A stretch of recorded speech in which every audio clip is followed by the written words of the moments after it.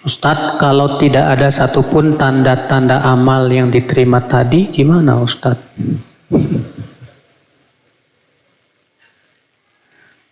Ya, kalau antum merasa tidak ada amalan yang kok kayaknya saya nggak ada tanda-tanda tadi ya, lalu antum sedih, itu bagus. Yang musibah itu nggak ada tanda-tanda, tenang-tenang aja, cuek. Tapi kalau antum setelah mendengar itu kok nggak ada ya, sedih, ya Allah, jangan-jangan amal saya nggak diterima. Nah itu bagus itu. Itu justru merupakan apa? Pengaruh dari Ramadan.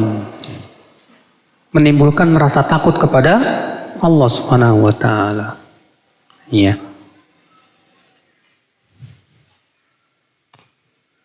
Tadi jelaskan bahwa konsekuensi cinta ketaatan senang ketika melihat sesama muslim yang selalu taat kepada Allah dan Rasul-Nya. Begitu pula sebaliknya. Saya pernah bahkan sering ketika melihat dan sholat di belakang orang yang tidak sesuai sunnah, bahkan sedikit aneh, muncul rasa tidak suka Ustadz. Pak, sesuatu yang tidak sesuai dengan sunnah Rasul itu bukan taat namanya. Disebut taat, disebut amal soleh kalau sesuai dengan tuntunan Rasul. Kalau tidak sesuai dengan tuntunan Rasul, itu bukan ketaatan, itu bukan amalan soleh. Kalau hati antum menyukainya justru salah. Kita tidak boleh suka kepada orang yang buat ibadah yang tidak pernah dituntunkan oleh Rasulullah Sallallahu Alaihi Wasallam. Justru hati kita harus ada pengingkaran. Maka kalau antum mengingkari, kok cara sholat dia aneh, nggak sesuai dengan tuntunan Rasul. Tadi dulu, antum merasa aneh gara-gara antum nggak tahu atau gimana nih? Karena banyak orang terkadang Pak terbiasa sholat dari kecil begini, pas ngelihat orang yang sholatnya gerak-gerakin, apaan sih itu? Aneh gitu kan? Nah yang kita merasa aneh ini akibat daripada apa dulu? Kalau akibat daripada ketidaktahuan kita, berarti kita harus cari tahu. Tapi kalau merasa aneh dalam artian kita sudah tahu dalilnya, pendapat ulama yang sudah kita pelajari dan kita yakin ini jelas tidak sesuai dengan tuntunan Rasul, memang kita harus mengingkari. Ya, harus ada di hati kita. Ustadz, bermaksiat setelah Ramadan menggugurkan seluruh amalan Ramadan enggak Ustadz? Tergantung jenis maksiatnya. Maksiatnya kayak gimana? Kalau maksiatnya syirik, jelas batal semuanya. Kalau maksiatnya ujub tadi dengan berbangga dengan amalan, ya batal. Kalau maksiatnya durhaka sama orang tua, bagaimana? Terjadi ikhtilaf para ulama. Apakah dosa besar bisa menggugurkan sebagian amal atau tidak? Jumhur ulama mengatakan dosa besar bisa menggugurkan amal. Dalilnya hadis riwayat Abu Daud. Rasulullah bersabda, nanti di hari kiamat ada orang yang datang membawa pahala sebesar-besar gunung Tihamah. Lalu Allah hancur leburkan pahalanya. Lalu ditanya oleh para sahabat, siapa wahai Rasulullah? Kata Rasulullah, itu orang apabila bersendirian dengan maksiat berani melanggarnya. Saat dia sendiri, nggak ada orang yang lihat, berani melanggar, gara-gara itu Allah hancur leburkan amalannya. Sehingga kata jumhur itu menunjukkan bahwa dosa besar bisa menghancurkan amal. Hati-hati.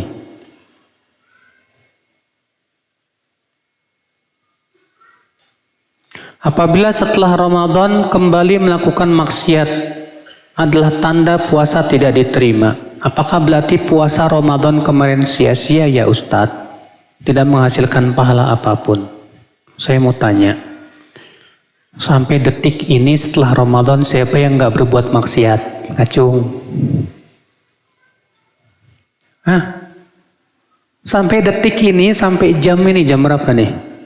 Hah? Setelah Lebaran sampai sekarang nih, ada nggak di antara antum yang berani berkata, Alhamdulillah sampai detik ini saya nggak maksiat? Ada? Saya juga nggak berani, Pak.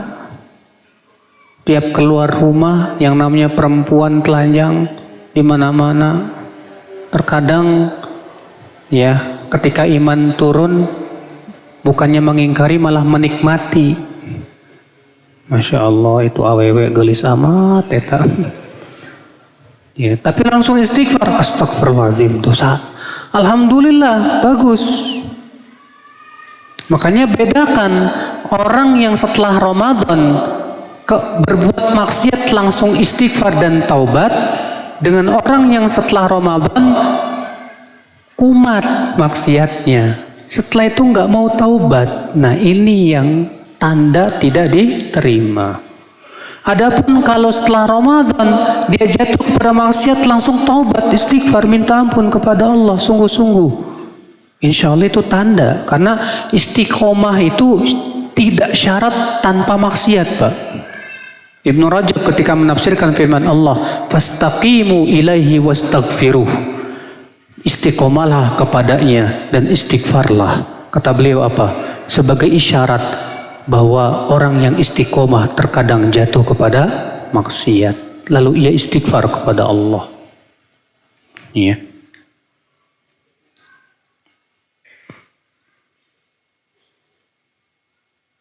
Masuk surga dan masuk neraka tergantung akhir amal kita. Betul.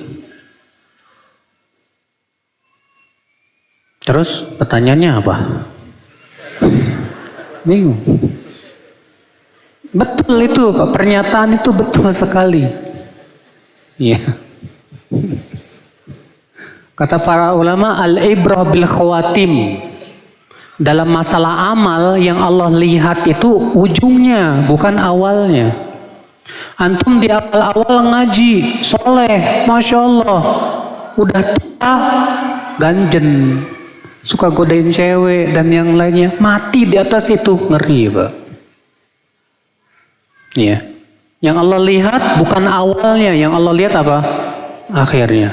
Kalau gitu Ustaz, mumpung muda saya maksiat dulu. Lah, pas maksiat mati, terus gimana? Makanya akhi, istiqomah itu penting. Ya. Dan antum jangan merasa pede hanya karena jenggot antum udah panjang, celana antum udah cingkrang, kayaknya sorga nih saya. Jangan juga, nggak boleh. Ya.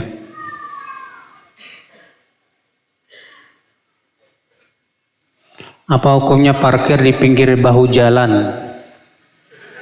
Karena ingin kajian biar dekat dengan masjid, padahal ada tanda dilarang parkir. Gak boleh, haram.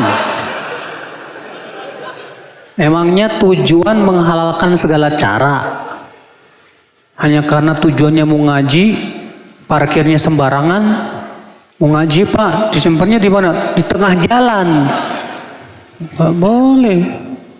Ya, mengganggu kepentingan umum itu dalam Islam haram, Pak. Jalan itu milik orang umum. Lalu antum ambil kepentingan umum untuk pribadi antum, jangan, nggak boleh. Ya, berarti ngajinya belum lulus itu.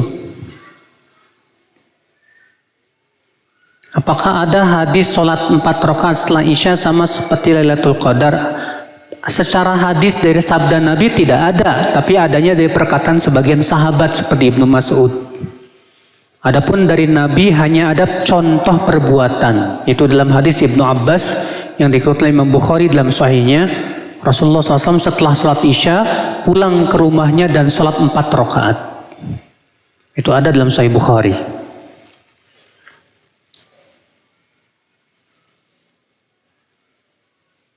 Saya sedang galau, Masya Allah. Galau. Apa nih? Ada 2 akhwat.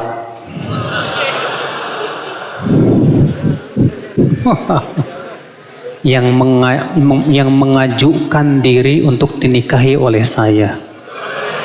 Ini nggak salah nih. Ini kayaknya super ganteng nih ikhwannya nih.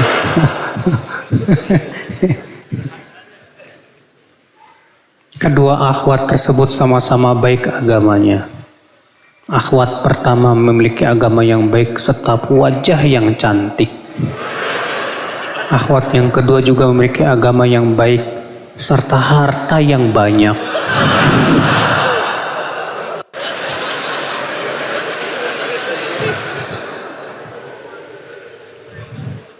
Mana yang harus saya pilih? Karena keputusan akhirnya besok, Ustadz.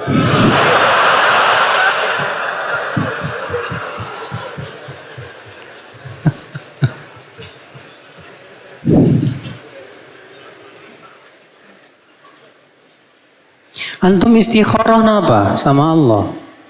Minta dipilihkan mana yang terbaik.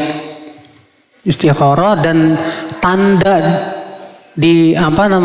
dikabulkan istikharah antum tuh dipermudah. Ya. Coba antum pertimbangkan. Kalau satu agamanya baik, hartanya banyak, berarti antum matre. Agamanya baik, wajahnya cantik, tapi hartanya nggak banyak. Emang yang menafkahi istri siapa? Kewajiban menafkahi itu siapa? Suami. Terus kalau antum punya istri hartanya banyak, berarti antum enak-enak aja gitu, nggak nafkahi? Enggak. Kalau ana ya, pilih yang pertama. Iya dong. Karena tujuan menikah itu untuk penundukan pandangan. Sekarang kalau istri kita nggak cantik, nggak bisa menundukkan pandangan, ngelihat aww lain, ya. Tapi kalau cantik, pas ngelihat istri, masya Allah cantik banget istri saya, udah cukup, alhamdulillah. Adapun masalah harta kan kewajiban untuk menafkahi suami, bukan istri. Ya. Nah itu. Ini hebat banget ya, sampai ada yang menawarkan diri. Sama saya nggak ada tuh.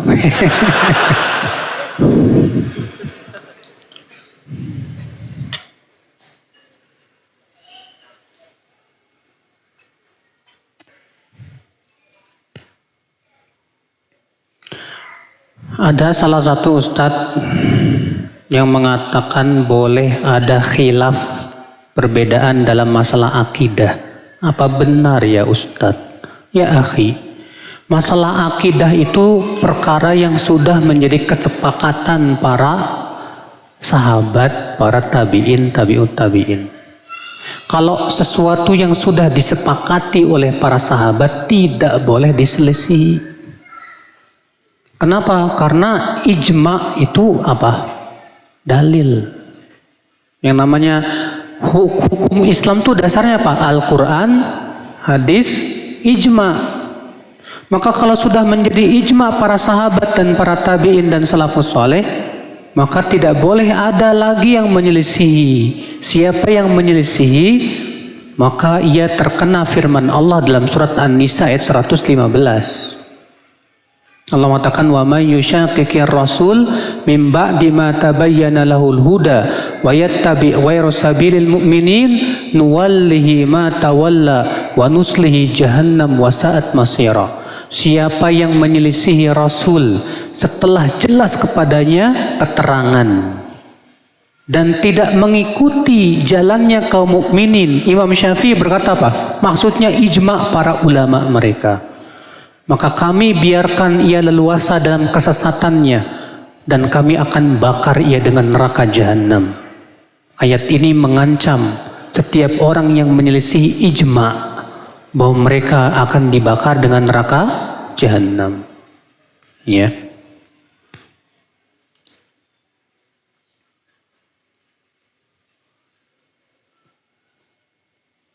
Bolehkah ziarah ke makam wali dengan niat ziarah kubur? Ziarah kubur itu Pak, jangan hanya khusus kepada wali saja Pak, tapi juga kepada kerabat kita, orang soleh dan yang lainnya. Tapi dengan catatan yang pertama, tidak boleh mengadakan perjalanan jauh. Karena disebutkan dalam hadis, la tushaddur rihal illa ila thalathati masajid. Tidak boleh mengadakan perjalanan jauh kecuali ketiga masjid saja. Yang kedua, niatnya ziarah kubur itu untuk mengingat kehidupan akhirat. Bukan niatnya mau ngalap berkah. Ya. Karena keberkahan itu milik Allah semata. Tidak boleh menyatakan sesuatu berkah kecuali dengan dalil.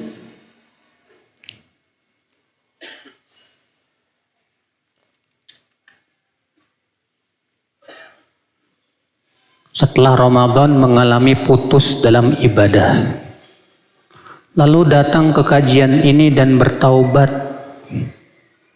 ya, bergegas memperbaiki amalan ibadahnya. Apakah itu berarti tanda Ramadannya diterima? Mudah-mudahan diterima. Kenapa? Karena ketika antum mendengarkan nasihat-nasihat dan ternyata hati antum langsung segera memperbaiki, itu berarti pengaruh dari ibadah.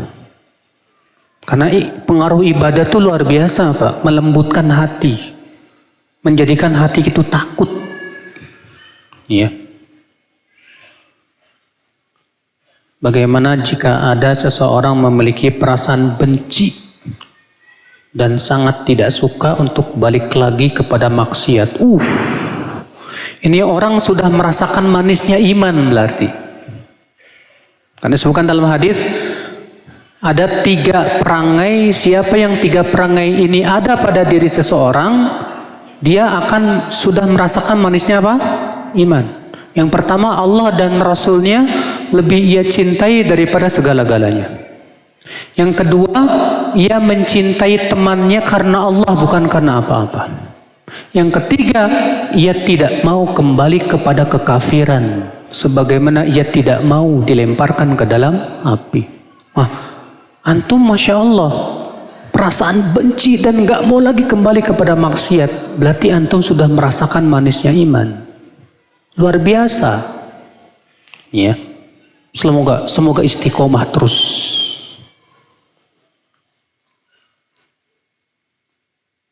Ana punya janji mau menikahi akhwat setelah selesai kuliah. Sekarang sudah selesai.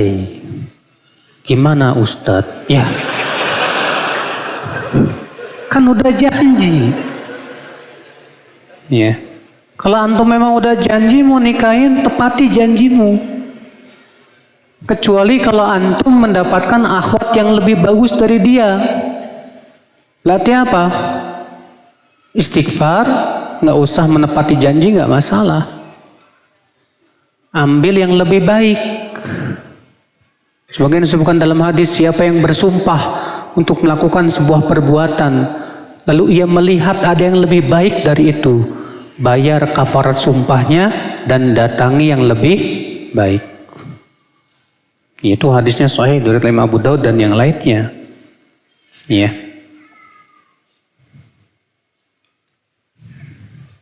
Jangan janji-janji segala. Emang kenapa sih sampai janji segala? Janji deh mau nikahin kamu habis lulus. Susah memang Pak kalau udah jadi jatuh cinta itu. Saya minta tolong jelasin hukum minta air doa kepada ustadz yang dipercaya berkah. Pak, keberkahan itu milik Allah. Yang kedua, antum minta jampi-jampi dari ustadz itu berupa apa? Doa-doa yang baik, bacaan Quran, untuk tujuan apa? Kalau untuk tujuan ruqyah karena antum sakit nggak apa-apa. Ada contohnya di zaman Nabi, di mana Nabi membacakan Al-Quran ke air, kemudian airnya diguyurkan kepada orang yang sakit, maka boleh diminumkan dan yang lainnya. Adapun antum segera minta air dibacain, biar apa? Biar berkah. Mana dalilnya? Ya.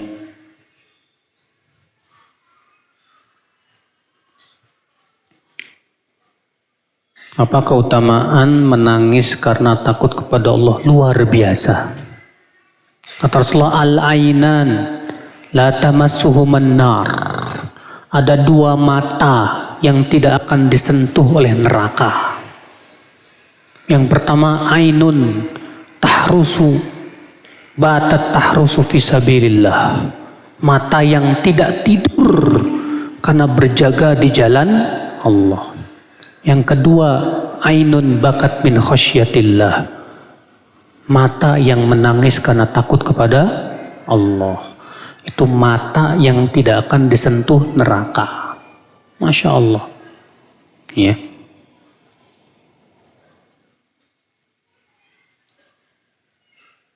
Tapi kalau nangisnya karena haru, kadang ada orang mbak ikut-ikutan nih nangis. Kamu kenapa nangis? Haru. Berarti bukan karena takut kepada Allah, yang nggak masuk dalam hadis itu. Ya. Adakah doa khusus setelah membaca Al-Quran, Ustaz? Saya belum menemukan Rasulullah SAW membaca doa-doa khusus setelah membaca Al-Quran. Tidak shadaqallahul azim, tidak pula yang lain. Memang ada dalam riwayat Tirmidzi, ya, yaitu bacaan subhanakallahumma bihamdik asyhadu an la ilaha illa anta astaghfiruka wa atubu. Itu sebetulnya doa kafaratul majlis. Makanya kalau kita setelah baca Quran langsung pergi, beranjak pergi, gak apa-apa baca itu. Tapi kalau setelah baca Quran masih melanjutkan lagi, tidak perlu baca doa kafaratul majlis. Ya. Disebutkan dalam riwayat Bukhari, Rasulullah bersabda kepada Ibnu Mas'ud, bacakan kepadaku Al-Quran, iqra' alayya Al-Quran. Kata Ibnu Mas'ud, aqra' alaik wa alaika unzil. Bagaimana aku akan membacakan kepadamu sementara Al-Quran turun kepadamu ya Rasulullah? Kata Rasulullah, inni uhibbu an asma'ahu min ghairi. Aku suka mendengar dari orang lain. Maka Rasulullah Ibnu Mas'ud membaca surat An-Nisa. Sehingga sampai firman Allah, فَكَيْفَ إِذَا جِئْنَا مِنْ كُلِّ أُمَّةٍ بِشَهِيدٍ وَجِئْنَا عَلَى هَؤُلَاءِ شَهِيدًا وَجِئْنَا بِكَ عَلَى هَؤُلَاءِ شَهِيدًا. Rasulullah bersabda apa? Hasbuk, cukup. Rasul cuma mengatakan apa? Cukup. Rasulullah tidak mengatakan shadaqallahul azim ataupun yang lainnya. Ya.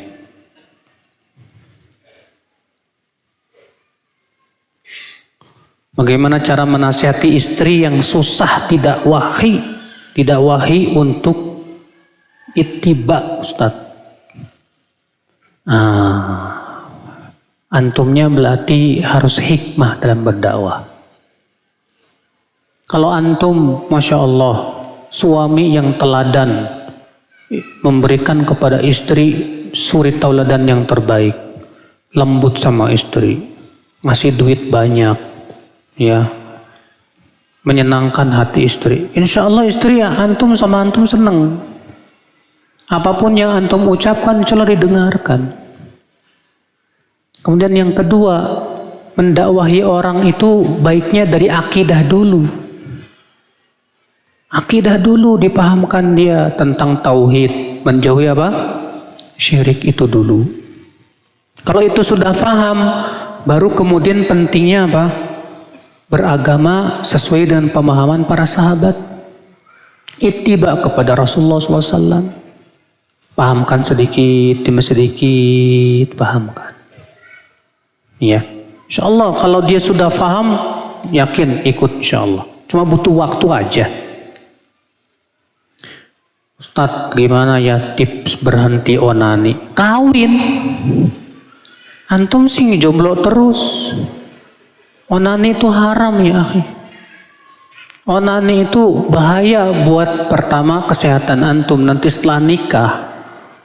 Ya. Itu bisa banyak akibatnya. Akibat antum sering onani sebelum menikah, setelah nikah important. Setelah nikah susah membahagiakan istri. Kenapa? Ya, ejakulasi dini dan yang lainnya. Akibat daripada apa? Banyak onani. Banyak mudaratnya. Hati-hati, akhi. Ya, jangan mikirin enaknya doang. Itu dosa. Dan dosa itu pasti akan menimbulkan kesialan nanti. Cepat maupun apa? Lambat.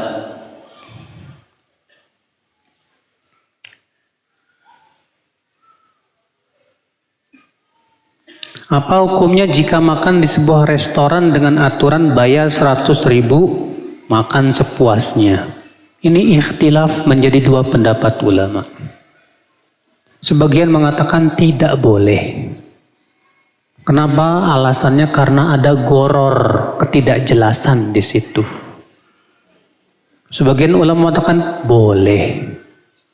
Karena gorornya tidak banyak, tapi sedikit.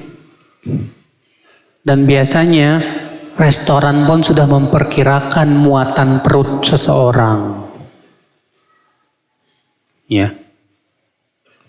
Maka dari itu pendapat yang saya pilih boleh. Kecuali kalau antum tahu bahwa antum makannya banyak banget. Haram antum beli makan situ. Bikin rugi orang.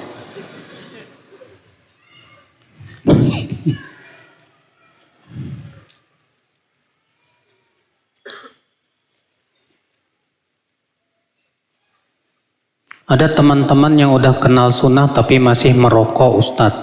Sabar Pak. Karena untuk meninggalkan sesuatu yang sudah menjadi kebiasaan dan sulit untuk ditinggal itu butuh apa? Waktu. Kewajiban antum apa? Kasih motivasi terus.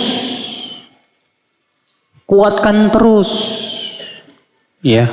Sebab kalau antum langsung tinggalin kasihan nanti malah futur. Malah nanti antum malah membantu setan untuk menyesatkan dia nanti. Justru kita berpikir bagaimana cara memperbaiki dia sedikit demi sedikit supaya dia mau meninggalkan rokoknya. Bantu dia, bantu.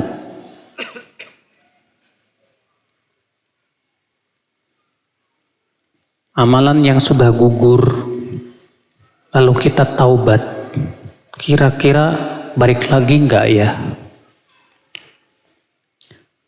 Kalau misalnya ada orang yang mati masuk Islam, beramal soleh, murtad dari agama Islam. Murtad otomatis amalannya apa? Gugur. Lalu masuk Islam lagi dan taubat dengan benar. Kira-kira amalannya dulu balik lagi apa enggak? Khilaf para ulama. Para ulama berbeda pendapat dalam hal ini. Apakah itu balik atau tidak? Saya belum bisa jawab. Boleh nggak sih Ustadz ngambil ilmu dari Ustadz yang tidak bisa bahasa Arab? Saya mau tanya, Al-Quran bahasa apa? Hadis bahasa apa? Kitab para ulama kebanyakan bahasa apa? Terus Ustadz mau jelasin apaan nggak bisa bahasa Arab? Syarat menafsirkan Quran kata para ulama harus bisa bahasa Arab. Syarat mensyarah hadis harus bisa bahasa Arab. Terus dia nggak bisa bahasa Arab. Oke. Makanya saya katakan kalau ada ustadz nggak bisa bahasa Arab, saya tidak katakan dia ustadz dan belum berhak untuk memiliki predikat ustadz. Syarat ustadz itu harus bisa bahasa Arab. Karena tugas ustadz itu memahamkan Al-Quran dan hadis. Sementara Al-Quran bahasa Arab, hadis bahasa Arab. Oke. Ya. Kitab-kitab ulama yang sudah diterjemahkan ke bahasa Indonesia berapa sih? Paling baru 1%-nya. Kebanyakan belum diterjemahkan. Penting sekali bahasa Arab itu. Sampai Imam Syafi'i berpendapat mempelajari bahasa Arab itu fardu ain. Wajib, semua umat Islam wajib belajar bahasa Arab. Ya.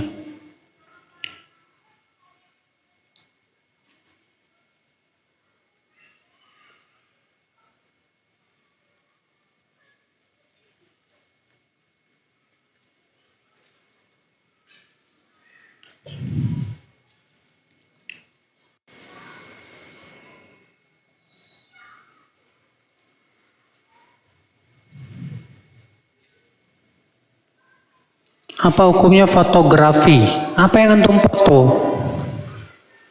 Awewe, haram.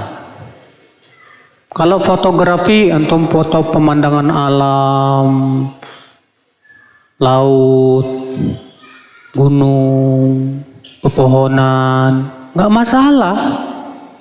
Tapi kalau yang antum foto manusia, lebih baik sih jangan. Walaupun memang terjadi ikhtilaf para ulama mengenai boleh tidak memfoto dengan HP. Syekh Utsaimin mengatakan apa? Boleh. Alasannya karena itu bukan menggambar. Itu hanya mengambil yang asli ditempel. Tidak ada sama sekali makna menggambar di situ. Menggambar itu dengan tangan. Dan itu pendapat yang saya rojihkan. Namun kata Syekh Utsaimin, walaupun demikian tetaplah berhati-hati. Allahu a'lam. Segera cukup sampai di sini. Subhanakallah bihamdik. Asyhadu an la ilaha illa anta astaghfiruka wa atubu ilaik. Assalamualaikum warahmatullahi wabarakatuh.